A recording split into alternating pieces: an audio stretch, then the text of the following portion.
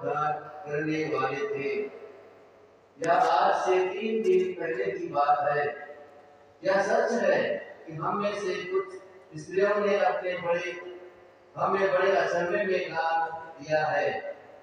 वे बड़े सवेरे कब्र के पास गई और उन्हें यीशु का शव नहीं मिला।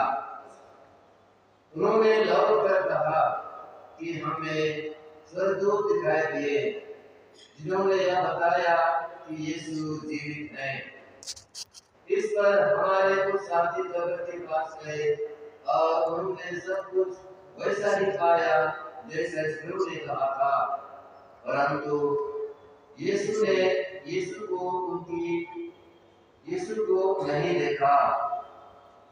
तब यीशु ने उनसे कहा, रे निर्बुद्धियों, नबियों ने जो कुछ कहा है उस पर विश्वास करने में तुम कितने मंदमती हो।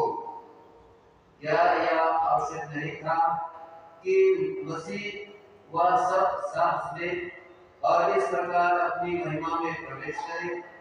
तब मूसा से लेकर अन्य सब नबियों का हवाला देते हुए जो कुछ धर्म ग्रंथ में अपने विषय में लिखा, यह सब यीशु ने उन्हें समझाया। इतने में वे उस गांव के पास पहुंचे जहां वे जा रहे थे। लग रहा था जैसे यीशु आगे बढ़ना चाहते हैं। शिष्यों ने यह कहकर उनसे आग्रह किया, हमारे साथ रह जाइए, सांझ हो रही है और अब दिन ढल चुका है। और वह उनके साथ रहने के लिए भीतर गए। यीशु ने उनके साथ भोजन पर बैठे और बैठकर रोटी ली, आशीष की प्रार्थना पढ़ी और उसे तोड़कर उन्हें दे दिया। इस पर शिष्यों की आंखें खुल गई और उन्होंने यीशु को पहचान लिया। किंतु यीशु उनकी दृष्टि से ओझल हो गए। तब शिष्यों ने एक दूसरे से यह कहा, हमारा हृदय कितना उद्विग्न है और कितना उद्विग्न हो रहा था जब वह रास्ते में हमसे बातें कर रहे थे और हमारे लिए धर्म ग्रंथ की व्याख्या कर रहे थे। वे उसी घड़ी उठकर यरूशलेम लौट गए।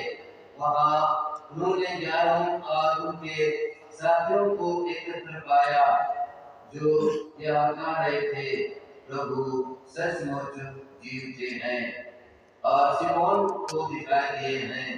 तब उन्होंने भी बताया कि रास्ते में क्या क्या हुआ और कैसे उन्होंने यीशु को रोटी तोड़ते समय पहचान लिया। और यह हमारे प्रभु यीशु क्रिस्त का पवित्र सुसमाचार है।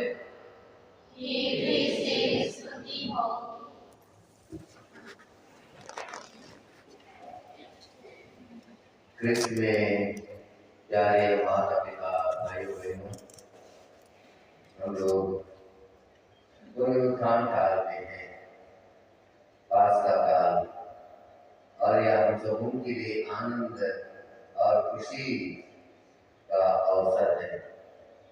पुनरुत्थान काल प्रत्येक व्यक्ति के लिए, प्रत्येक जन के लिए, हम सबों के लिए यह आशा, प्रोत्साहन, उमंग, आश्वासन का अवसर है।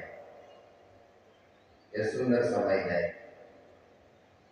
और ऐसे समय में अपने अनुभव से हम अपने आप में व्यक्त करते हैं एक दूसरे को आशा, आनंद का।